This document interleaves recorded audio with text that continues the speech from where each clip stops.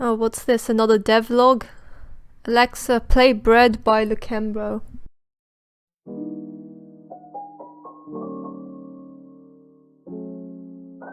There we go. So I entered Bbomb's explosive jam and here's how it went. I had a week to make a game and the theme was announced to be Out of Bounds. My first thoughts were of a golf game because in golf you can hit the ball and go out of bounds, so I immediately just started making something. I opened up Unity and made a ball and then made it controllable by the mouse. It was going okay until making this ball jump. The ball would have to have some parabolic movement and I was not keen on doing the maths for that. So I scrapped the idea and left day one with nothing done. The next day I was brainstorming ideas in the shower, as you do, and I thought about the ball object and those weird mobile games I used to play in school where you had a cup and filled it with balls and then if you ran out you lost, and I was like, that's it. I will make a game where the player has a box of balls and if they fall out you lose, and the player would have to traverse obstacles, so it'll be a 2D platformer. Oh, and the player's a delivery guy and the balls are watermelons and he would be the Melon Man. Don't ask me how I jumped to that idea. I started by prototyping a box with some physics simulated balls. It was pretty tricky to get the force quite right, but I managed to get a movable box and balls working fine. And I started adding a jump to this box and added the body for the player character. Next I started prototyping the platforms. I used Kenny's city pack for prototyping tiles and drew up some steps and some platforms, and then I stopped for the day. I really should have put more time into this, but I was feeling really unmotivated and I had other commitments keeping me busy, such as Pixelmania. The next day I did a bit more work. I added a sprite for the player and for the crate. I kept it simple with a 16 by 16 pixel count, and the palette I used is the Bit Interior palette from Vexed. I also added simple walk and jump animations. So the game needed a goal, and since you were delivering watermelons, the goal would be the door for delivery. I added this cute door object as the goal. For obstacles, I decided to add this traffic cone. The idea is that if you collide with the cone, you would trip up and the melons would fly out of the box, so it's best to jump over them.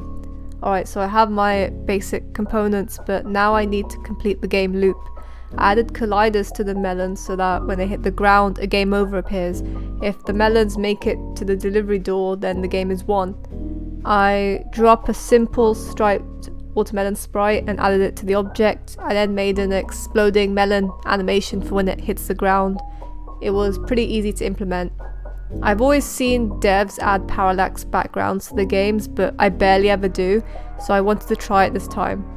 I made a city skyline background and it was a little shaky at first. I managed to smooth it out a bit, but still wasn't satisfied with how it felt, so I felt it needed a new look. I swapped out the silhouettes for some colourful line drawn sprites and added it to the background. I preferred the look, but it wasn't quite good enough yet. So I was frustrated with the background and I made particles instead, these leaves falling from the sky, because I'm just quirky like that. I redid the background again and I can't say that it's good, but it looks better than before. It's got that kind of 2000s paint drawn flash vibe going on. It's like that game, Facade, except for some reason the city skyline in that game is some stretched out low-res photo. I decided to make this first level a tutorial, so I added these text boxes with instructions for the player, charting basic controls and mechanics. By using multiple tile maps, I got to work on background and level design. The tutorial level would be a simple road, so I made some buildings. I started easing out the prototype tile set and started making my own tiles with bricks, windows and stonework. I wanted a fun little optional collectible in my game, like the strawberries in Celeste, so I drew this drink can and made it a pickup item. Soon I finished off the tutorial. I made some cute sprites and created a fun main menu with them. Then I had to make full levels. I decided each level would follow a theme. The first level was park themed, so I drew a bunch of tiles for it. I also added a new mechanic, the trampoline. If you jump on it, you'll go much higher. The next level I made was a construction site theme. I made girders being held up by chains to create platforms and obstacles. I found it so difficult to playtest that I had to change the number of melons from 5 to 4. And the next level was road traffic jam themed. With the time running out, I decided to stick with these 3 levels and the tutorial level. Didn't have much more time to make any more levels. So next I made the level select menu. And then I had to add sounds. Finally, some explosions for the explosive jam. I brewed up some sound effects using SFX, that one, and then I implemented them into Unity. Then I needed music, and at first I thought I should just find something from Kevin MacLeod, but I really wanted to try making my own music. Bit of a mistake.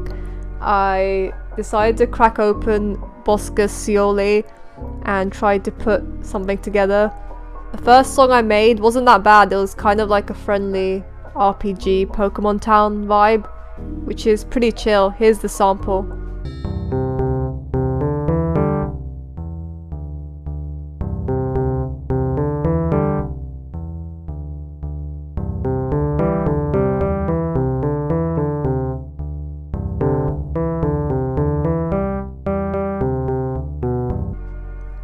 I decided to put it on the main menu, and then I had to make gameplay music. I have to make some short loop that doesn't grate too much, so it should be simple. I ended up making some sort of pirate-like ditty. I wanted to change it up a bit, so I played around with the song in Audacity. Yes, I slowed and reverbed my own song. I decided to go back and edit my first song, and I realized that the first song would sound a lot better within the game, so I swapped the purposes around. So that first song would be used in the game, and the second, the pirate one, is for the main menu. I added the music to the game, and all I had left were finishing touches like changing the build icon and project settings. I built the game and gave it a test, went back, changed a couple of things, and it was working as expected. Expected meaning still horribly littered with bugs, but I really couldn't fix these without another few weeks. I zipped up the build, prepared my itch page, submitted, and went straight to bed, and that was that. I played other entries, commented, rated, and I really enjoyed the jam. While it was a struggle to find motivation at first, I ended up with a fun little game, and I'm pretty proud of that. Before we end, make sure to like the video and join my Discord server where you can share your stuff, come and chat and hear my deepest darkest secrets. If this video gets 20 likes, I will make a video where I recreate that stupid mobile game where you have a cup and you have to fill it with balls. Yeah, that weird game. I have another video in the works, but it is taking quite a bit of time. It is very different from the rest of my videos, so hopefully you'll like that. Keep an eye out for that. Thanks for watching. See you soon.